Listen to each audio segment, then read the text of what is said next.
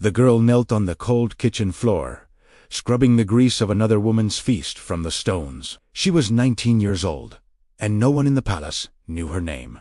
Then her fingers brushed a loose stone in the wall, and behind it something waited. A letter, old, folded, sealed with the red wax of the royal house. And on that letter, written in a dying woman's hand, was the name of a child stolen from this very palace 20 years ago.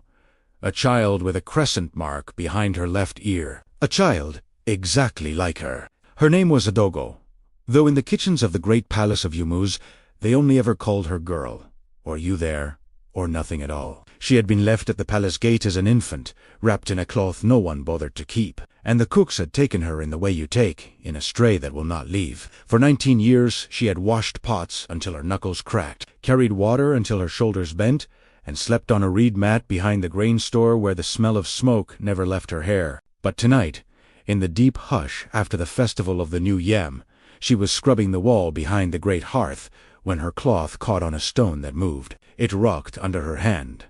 It was loose, and when she pried it free with the edge of a spoon, a small, dark hollow opened in the wall like a held breath finally released. Inside lay a packet wrapped in waxed cloth, and inside the cloth, a letter. The wax seal upon it had not been broken in 20 years. It bore the eagle of Yumuz, the mark only the royal hand was permitted to press. Her fingers, rough from a lifetime of work, trembled as they touched it. She could not read well, but she could read enough, and the first words she made out, by the orange light of the dying fire, stopped her heart cold. "To whoever finds my daughter." The fire popped. Somewhere far off, a night bird called once, and went silent. Adogo sat alone on the cold floor, with a letter in her hands that should not exist, and she did not yet know that powerful men were already counting the hours until she would have to die. Before we continue, please like this video and subscribe so you never miss a story. And tell us in the comments, where are you watching from today? To understand what that letter meant, you must first understand the man who ruled the palace of Yumuz and the girl who scrubbed its floors. The man was Chief Madwek, regent of Yumuz, and he was the most powerful person for 7 days' walk in any direction. He lived in the eastern wing of the palace, in rooms hung with leopard skins and lit by lamps of beaten brass, and when he walked, the floors themselves seemed to hold still for him. He owned 300 head of cattle and a compound with 40 servants. He wore robes of indigo so deep they looked black, and a staff of carved iron that he struck against the ground when he was displeased, which was often. For 20 years he had ruled in the name of a throne that was not his, and in those 20 years no one had dared to ask him a single dangerous question. He had not always been regent. Once he had been only the younger brother of the old king's most trusted adviser, a man of ambition with empty hands. But the old king had died, and the queen had died soon after, and their infant daughter, the heir, had died in the same dark season. So the people were told, and into the silence, where a royal family had been, Chief Madwek had stepped, smiling, and never stepped back out. There was a wound in him, if you looked for it. He had wanted to be loved as kings are loved, and instead he was only feared. At night, servants said, he sometimes called out a name in his sleep and woke sweating, and would not say whose name it was. He kept no portraits, hung no memory of the family whose place he had taken, and could not bear the sound of a baby crying anywhere in the compound. Once, a young mother's child had wailed in the outer court, and the regent had gone white and ordered them both removed before the sun had moved a hand's width across the wall. But a wound does not make a man good. Sometimes it only makes him dangerous. The girl was Adogo, and she was everything the regent was not. She owned a reed mat, a wooden comb with 3 teeth missing, and a thin copper bracelet she had worn since she was a baby, too small now to fit over her hand, so she kept it on a string around her neck. On that bracelet, worn almost smooth by time, was the faint shape of an eagle. She was kind in the way that cost something. When old Mama Nkechi, the head cook, could no longer climb the stairs, Adogo carried the heavy trays up for her and let the old woman take the credit. When the youngest scullery boy cried for his mother, Adogo sang to him the only song she knew, a song with no words she could name, that had simply always been in her. The other servants loved her without quite understanding why. She gave away the little she had, and somehow never seemed to run out. There was a winter when the river rose, and a fishing family lost everything. And Adogo, who owned almost nothing, went without her evening portion for a whole moon, so the family's small daughter would have bread. She never spoke of it. She did not know how to be cruel, and she did not know how to be proud, and she carried suffering the way the strong carry a heavy load, quietly, without letting it bend her face. The cooks said among themselves that the girl had the bearing of someone who had decided, long ago and all alone, exactly what kind of person she would be, and had simply never once changed her mind. But something about Adogo did not add up, and the older servants whispered about it when they thought she could not hear. She did not look like a child of the kitchens. She held her head, as though she had been born to a height she had never known. And once, years ago, when the visiting king of a neighboring land had glimpsed her carrying water across the courtyard, he had gone very still, and stared and asked Chief Madwek a quiet question. The next morning, Adogo had been moved to work in the deepest part of the kitchens, where no visitor ever went, and there she had stayed ever since. Why would a powerful man trouble himself to hide a kitchen girl from the eyes of guests? No one knew, but the loose stone in the wall behind the hearth was about to answer that question, and the answer would shake a kingdom. Adogo did not sleep that night. She lay on her mat with the letter pressed to her chest and watched the square of sky above the grain store turn from black to gray, to the soft gold of morning, and her mind would not be still. She knew only a little of her letters, so, at first light, she did the most dangerous thing she had ever done. She went to find the one person in the palace who had always been kind to her, and who could read every word. The old palace scribe, Maziokich, a man so ancient and so forgotten that even the regent had stopped noticing he was alive. She found him in his dusty corner among the record baskets, where the air smelled of old palm leaf and ink gone to dust. His eyes were milky, but his mind was a blade. Adogo knelt and unwrapped the letter and said, very quietly, "Papa Okich, please, tell me what this says. Tell me all of it." The old man took the letter in his spotted hands. He saw the eagle seal, and his breath caught. He looked at her, and then at the seal, and then at her again, and his hands began to shake. "Childa," he whispered, "where did you find this?" "Behind the hearth," she said, "hidden in the wall. Please, Papa, what does it say?"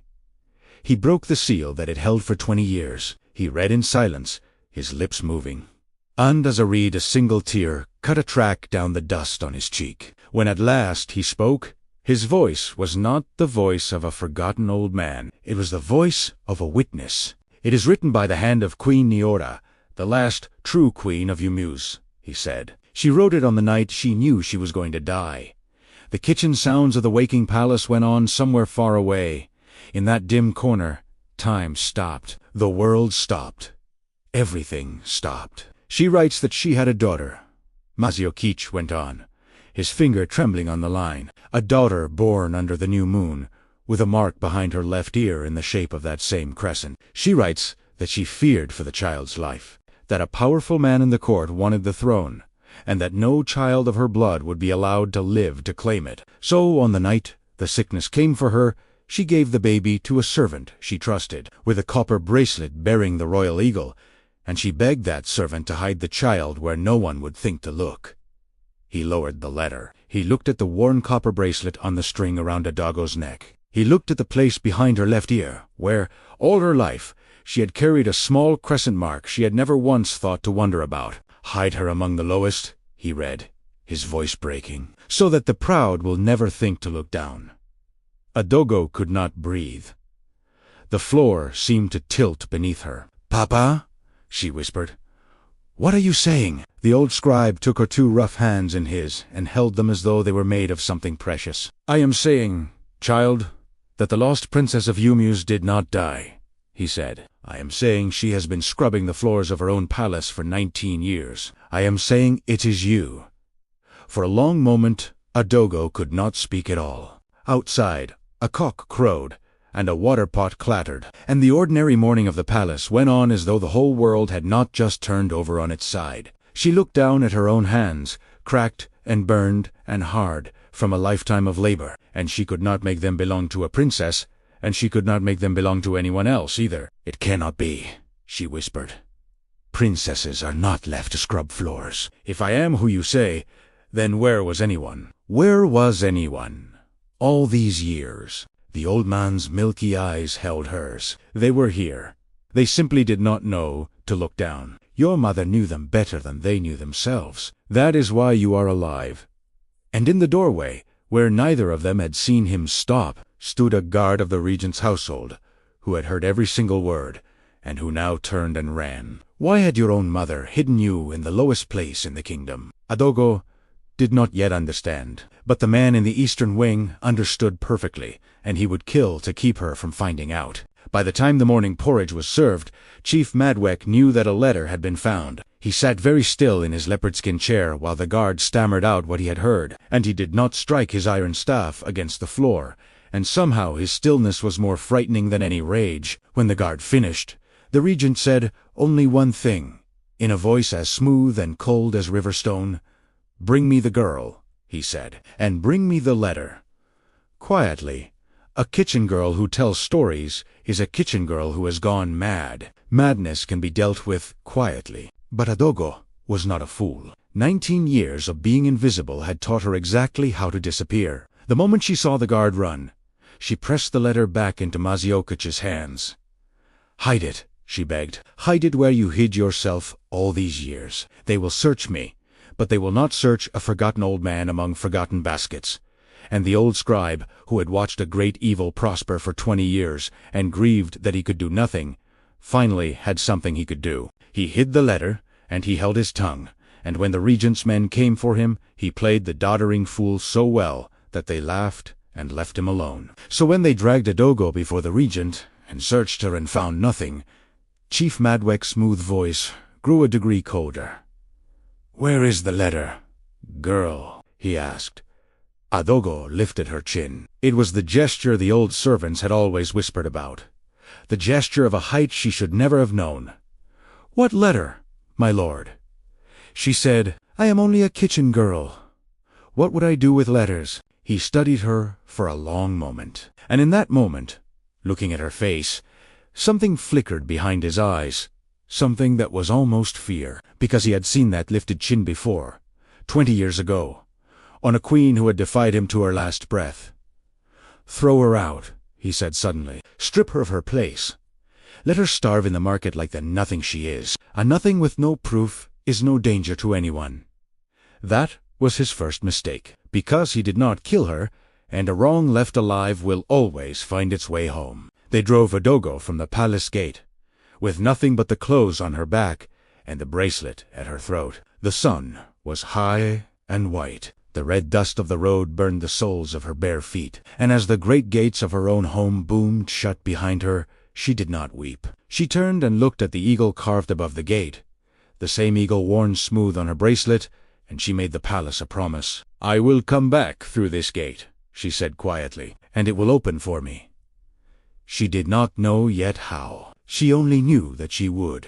For 3 days, Adogo lived in the great market of Yumuz, sleeping under the stalls where the smell of dried fish and old palm oil never left the air, eating what the kind market women pressed into her hands when they thought no one was watching. She did not beg. She worked, carrying baskets and sweeping stalls for a handful of groundnuts, because work was the one thing the palace had taught her, and she would not unlearn her own dignity now. At night she lay on the cold ground and held the eagle bracelet to her lips and spoke to a mother she had never met. "I do not know if you can hear me," she whispered into the dark, "but I found your letter, and I am not afraid. You hid me well, mother, but I am not hidden any more.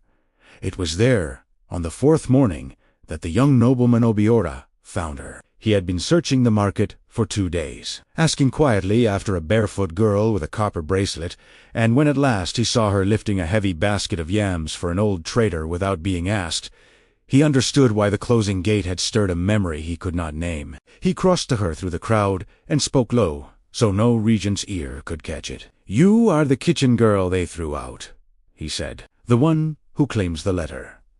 Adogo set down the basket and faced him, and she did not lower her eyes the way a servant should. "I claim nothing that is not mine," she said. "Who are you, that you come asking?" "Someone who believes you, Obiora," said quietly, and someone who is about to prove it, whether the regent likes it or not. But I need you to stay alive long enough for the proving. Will you trust me? She looked at him for a long moment, weighing him the way the poor learn to weigh the powerful. Trust is a thing I cannot afford, she said at last. But hope I can afford.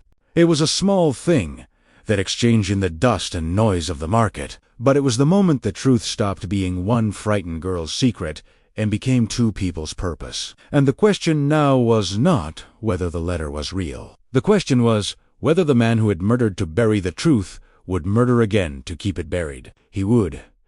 The only question left was how many times. Now, here is where the story turns. Friends, because Adoga was not the only one who had heard the truth that morning. In the great courtyard of Umus, there was a young nobleman, Obiora, son of the regent's chief rival, a man of the council who was rich in cattle, and richer still, in something the regent had never owned. A conscience, Obiora had been crossing the inner court when he saw the kitchen girl driven out, and he had seen her lift her chin at the closing gate, and a memory had stirred in him that he could not name. That night he could not sleep. The next day he began, quietly, to ask questions. He went first to the oldest woman in the palace, a midwife named Mama Yuju, who had served the royal house before the regent's time and now lived blind and half-forgotten in a hut by the cattle pens. He brought her cola and palm wine, and sat with her in the smoke of her little fire, and gently, he asked her about the night the royal child died. The old midwife's blind eyes filled with tears. "Died," she said bitterly, spitting the word like a stone. "The child did not die, my son. I should know. I caught her with these two hands." Obiora went very still. "Then what happened to her?" "They told me to bring them the body," Mama Yuju whispered. "A man came in the night with the regent's iron staff and told me the baby had died of fever and I was to wrap her for burial. But the child was alive in my arms, alive and crying, and her mark was on her, the crescent, the royal mark. I knew if I gave her up, they would smother her. So I lied. I told them the fever had taken the body badly and could not be shown. And I gave the living child to a woman I trusted with the queen's own bracelet, and I told her to leave the baby where no proud man would ever look. And then I let them think me a foolish old woman. And I have carried this for 20 years, waiting for someone to come and ask. Here was the second proof. Friends. A living witness. The midwife who had saved the princess with a lie. Obiora's hands were shaking now, but not with fear, with fury.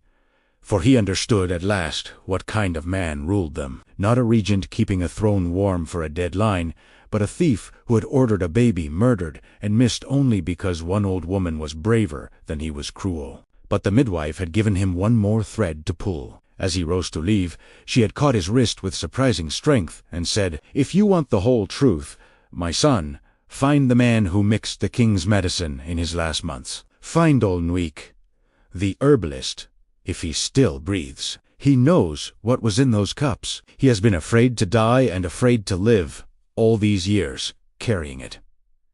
So Obiora found Nuik in a hut at the edge of the forest, where the smell of dried roots and bitter bark hung thick as smoke. The old herbalist was a husk of a man, his hands stained green from a lifetime of leaves, and when Obiora spoke the regent's name, the old man flinched as though struck. "I will tell you," Nuik whispered, "because I am old, and I would not meet my fathers with this still on my tongue. The regent came to me 20 years ago. He did not ask me to heal the king. He asked me for something slow, something that looks like sickness, something that takes a strong man and makes him weak and weak and weaker, until his hand can barely hold a reed, but can still be guided to press a thumbprint into wax." He reached beneath his sleeping mat with trembling fingers and drew out a small clay pot sealed with wax that he had kept hidden for 20 years. "This is what I gave him," the herbalist said, "and this is the same, kept back, so that one day a wise man could smell it and know.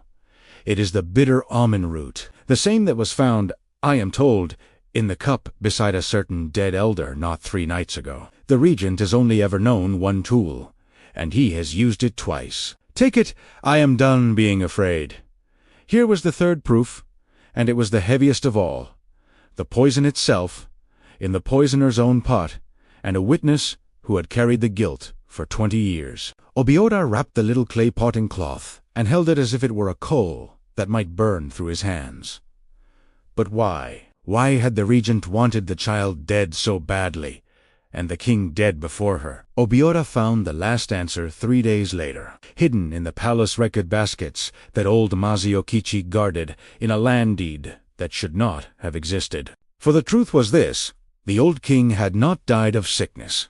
He had been poisoned, and in the months before his death, weak and failing, he had been made to put his thumbprint to deed after deed, signing away the royal lands, the royal cattle, the royal mines of red gold in the eastern hills, all of it passing quietly into the hands of his trusted advisor's ambitious younger brother. The whole kingdom had been stolen with ink while its king lay dying, and a living heir, a daughter with the royal mark, was the one thing in the world that could undo every stroke of that stolen ink. That was why the child had to die, not for a throne of carved wood.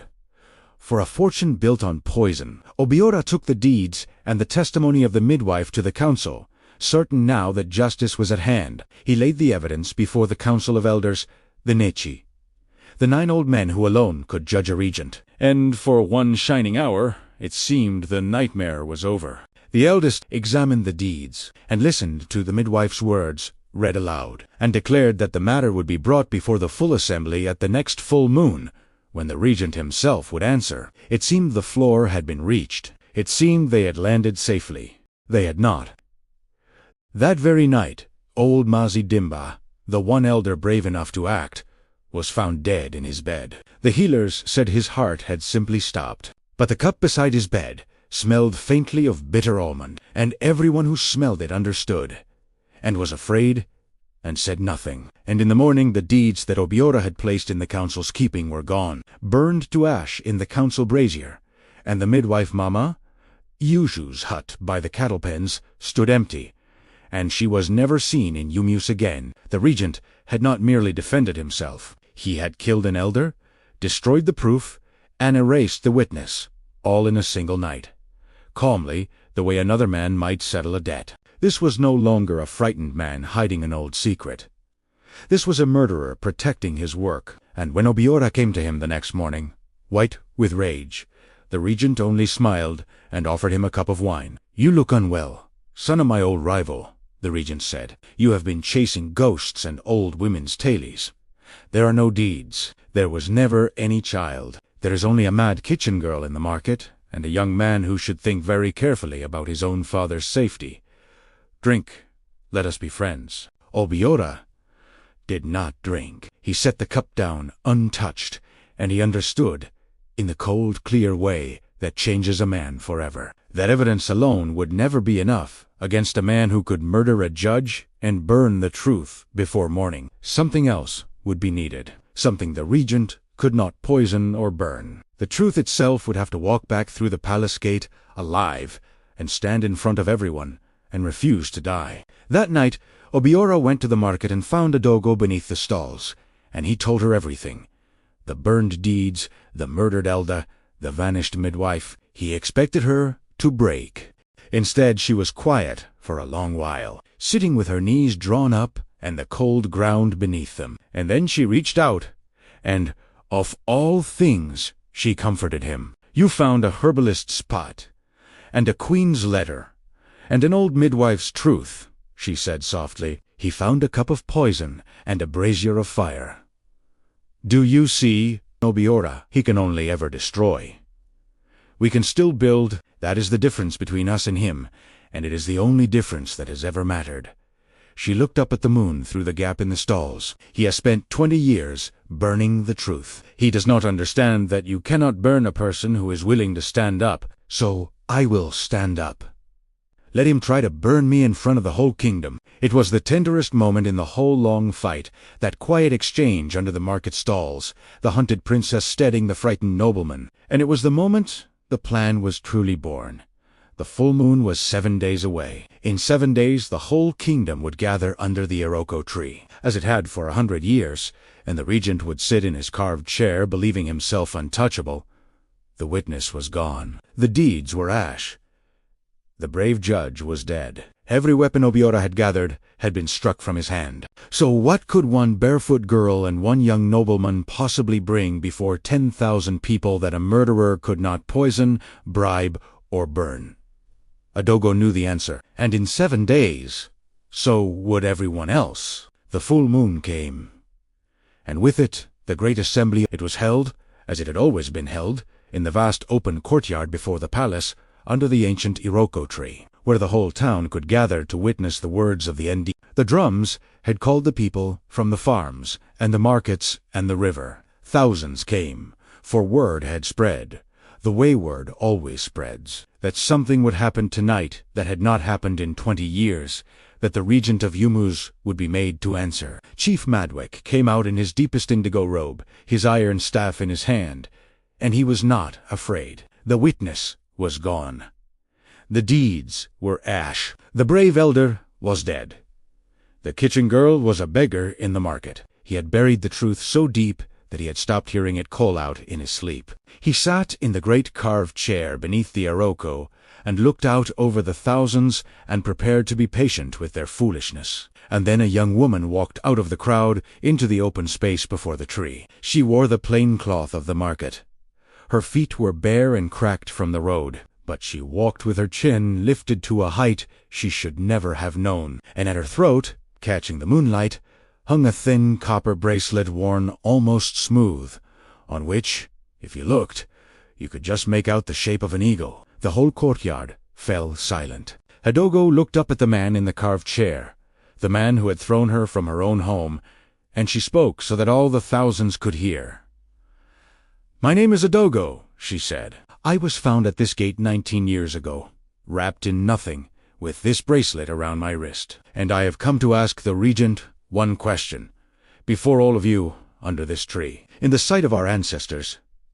The regent laughed, a smooth, easy laugh, and spread his hands to the crowd as if to say, "You see, a mad woman. Ask your question," he said, "and then go back to your gutter." So she asked it, "Whose child am I?" First, he denied. "How should I know?" the regent said, still smiling. "You are a foundling, a nameless thing left at a gate. There are 100 like you in every town. You are no one's child." But Adogo did not move, and the crowd did not laugh with him, and into that waiting silence the old scribe Maziokit stepped forward from the crowd, holding high in his trembling hand a letter with a broken red seal. "Then explain this, my lord," the old man called out, in a voice suddenly strong, written in the hand of Queen Neora, sealed with the royal eagle, telling of a daughter with a crescent mark, given away with a copper bracelet to be hidden among the lowest. "I have read it to the Indici this very evening. They have seen the seal. They know the hand."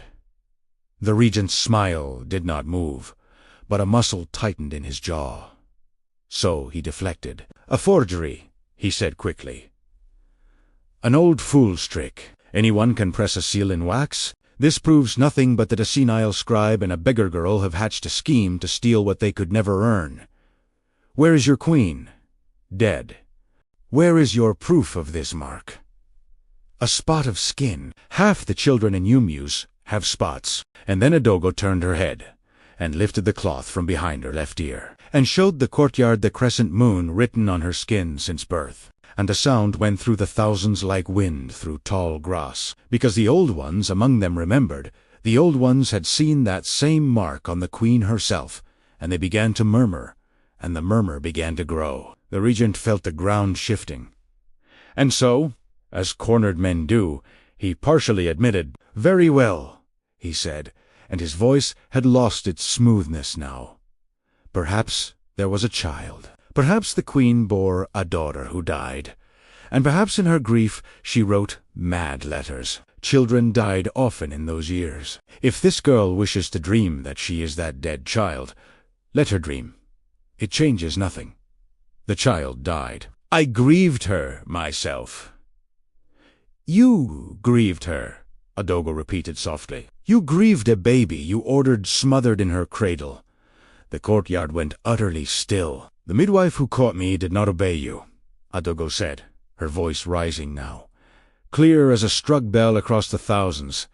She gave you a lie instead of a body. She hid me with the lowest, exactly as my mother begged. You did not grieve me. My lord, you hunted me, and when you could not find a body, you told the kingdom I was dead. And you put my dying father's thumb to deed after deed, and you stole his lands, and his cattle, and his mines of red gold, while he lay poisoned in his bed. You did not keep a throne warm. You robbed a corpse, and you have killed everyone who came close to saying so. And here the regent made his last mistake, the mistake the proud always make at the end. Cornered, exposed, with the eyes of thousands upon him, he justified. He rose from the carved chair, and he struck his iron staff against the ground, and he roared so that all could hear. And what if I did? The silence after those words was the loudest sound in the world. What if I did? He said again, lower now, shaking. This kingdom was rotting under a weak old king and a soft queen. I made it strong. I did what had to be done, and any man here would have done the same if he had the courage. You think a throne is given to the gentle? A throne is taken. I took it. I have ruled you well for 20 years, and now you would throw it all away for a beggar with a birthmark and an old man's letter. And Adogo, the kitchen orphan, the lost princess of Yumius, looked at the trembling thief in his indigo robe, and she gave him her answer. The answer the whole kingdom had been waiting 20 years to hear. You say a throne is taken, she said. You are right. But you have mistaken what a throne is. A throne is not the chair. A throne is not the gold, or the cattle, or the deeds. A throne is the trust of the people who must live beneath it. That you never took. That you only stole, and a stolen thing was never yours, no matter how long you held it. You ruled us for 20 years, my lord, and in all that time not one soul in this kingdom loved you. They only feared you, and fear is not a throne. Fear is a debt, and tonight, before all these witnesses, under this tree, in the sight of our fathers, your debt has come due. If this story is moving you, subscribe now. The ending will change how you see everything. The regent looked out at the thousands, and for the first time he saw not subjects, but a wall of faces, and on every face was the same thing, and it was not fear anymore. It was reckoning. He reached for the smooth, easy lie that had saved him 100 times, and for the first time in 20 years, it was not there. The eldest living member of the Indici rose, an old man named Mazi Anazi, who had taken the place of the murdered Mazi Dimba, and who had spent that whole evening examining the queen's letter, and the seal, and the testimony of the scribe, and the memory of the crescent mark that the oldest townsfolk now swore aloud.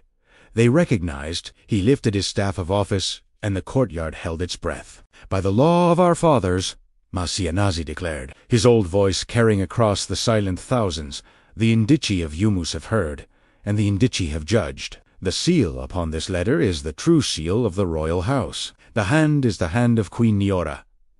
The mark upon this woman is the royal mark, and the deeds by which our lands were taken were signed by a dying king's hand under a poisoner's eye, and are no deeds at all.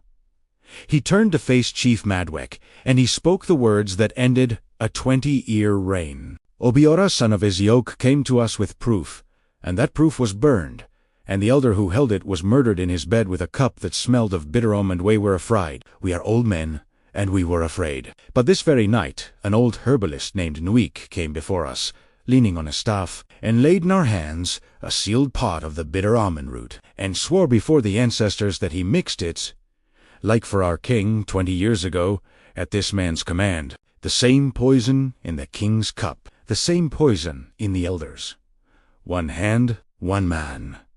Fear is a debt, as the princess has said, and we will not carry it to our graves. Chief Madwek, you are stripped of the regency. You are stripped of the lands, the cattle, the mines, and the red gold, for they were never yours. They return this night to the house of Yumus, and to its true heir. And for the poisoning of our king, and the murder of our elder, and the order to smother a child in her cradle, you will be bound and held to answer with your life before the assembled kingdom. Guards take him. The regent's own guards, who had served him out of fear and not love, looked at the thousands, and looked at the lifted staff of the Indici, and chose the winning side, as such men always do. They took the iron staff from his hands. They bound the wrists that had signed away a kingdom, and Chief Madwek, who had ruled Umusis for 20 years and made the floors hold still when he walked, was led away through a silence so total you could hear his soft slippers dragging in the red dust. He had lost everything: his power, his wealth, his name, all of it, in the time it takes the moon to clear a single branch of the Iroko tree. And then the old elder Mazianazi turned to the barefoot girl in the market cloth, and he did something no one in that courtyard had ever seen done to a kitchen servant. He bowed. "Ada Yumius," he said, giving her the title of the kingdom's daughter. "Welcome home." And then it happened, slowly, the way dawn comes. The thousands began to kneel. It began with the old ones who remembered the queen. It spread to the market women who had given this strange beggar girl bread without knowing why their hearts had moved them. It spread to the farmers, and the fishermen, and the children, and the very servants of the kitchen, old Mama Inkechi, weeping openly. The small scullery boy whom Adago had once sung to sleep now staring up at her, with his mouth open. One by one, and then in a great soft wave, like a field of grass bending all at once before the wind, the whole kingdom of Yumuz knelt in the moonlight before the girl who had scrubbed their floors. And Adago, who had owned a reed mat and a broken comb and a bracelet too small to wear, stood beneath the great Iroko tree of her ancestors, with the tears running freely down her face, and she did not feel triumph. She felt the thing she had been missing her whole life, without ever having a word for it. She felt that she was home. She had been home all along. She had simply been kneeling on its floors, instead of standing on its earth. She lifted her chin. That chin the old servants had always whispered about, the height she had been born to and never known. And she made her declaration, and her voice did not shake. "I was hidden among the lowest," she said, "so that the proud would never think to look down. But I have lived among the lowest. I have washed their pots and carried their water and slept on their floor. And I tell you, tonight, the proud were fools, for there is more royalty in one kind kitchen woman than in 20 years of a thief in indigo robes. I will not forget where I was hidden. A queen who has scrubbed the floor never forgets who is kneeling on it." 12 months passed, and the rains came again.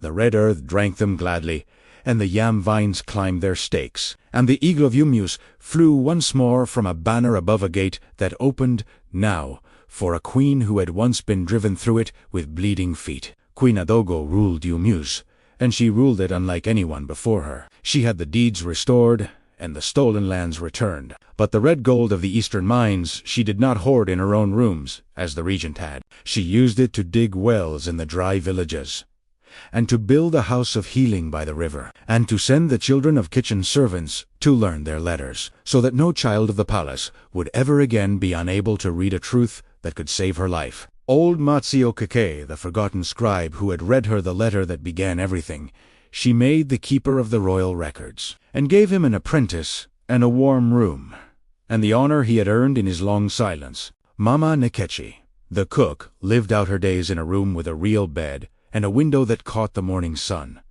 and she never carried a heavy tray again, for the young queen carried them for her, laughing just as she always had. And the small scullery boy grew up to be the captain of the queen's own guard, because Adogo trusted the people of the kitchen as she trusted no one else, for she knew exactly what they were worth. Obiora, the young nobleman whose conscience had set the truth walking, sat at the queen's right hand on the council, and if in time the warmth between them grew into something more, well, that is a story for another night. And Chief Madwek? He answered, as the Ndichi had promised, before the assembled kingdom. He was not killed, for Queen Adogo would not begin her reign with blood, even his. Instead, he was stripped of every robe and every ring and sent to live out his years in a bare hut on the edge of the very eastern mines he had murdered a king to steal, where each day he could see the red gold carried out to dig wells for the poor he had despised, gold that would never again be his. He who had wanted above all things to be remembered as a great man was remembered instead as the thief in indigo who lost a kingdom to a kitchen girl, and that, for a proud man, was a heavier sentence than any rope. As for the queen herself, she kept one thing from her old life, and only one. On a string around her throat, beneath the robes of state and the beads of office, she still wore the thin copper bracelet, worn almost smooth, with the faint shape of an eagle that had told the truth about her when no one else would. She touched it sometimes in the quiet of the evening, and remembered the cold floor, and the loose stone, and the letter from a mother she had never known, whose love had reached across 20 years and a wall of stone to find her. For her mother had been right. In the end, she had hidden her daughter among the lowest so the proud would never think to look down. And the proud never did. They looked up at the chair and the gold and the deeds, and never once at the girl on her knees beside them, scrubbing the floor, holding all along the one thing they could never steal. You can bury the truth as deep as you like, but the truth is a seed, not a corpse, and one rainy season it will push up through the floor of the very house that buried it, and bloom. Thank you for joining us for this story. Subscribe to Untold African Folktale Stories, and click the bell so you never miss a story. Watch our next story here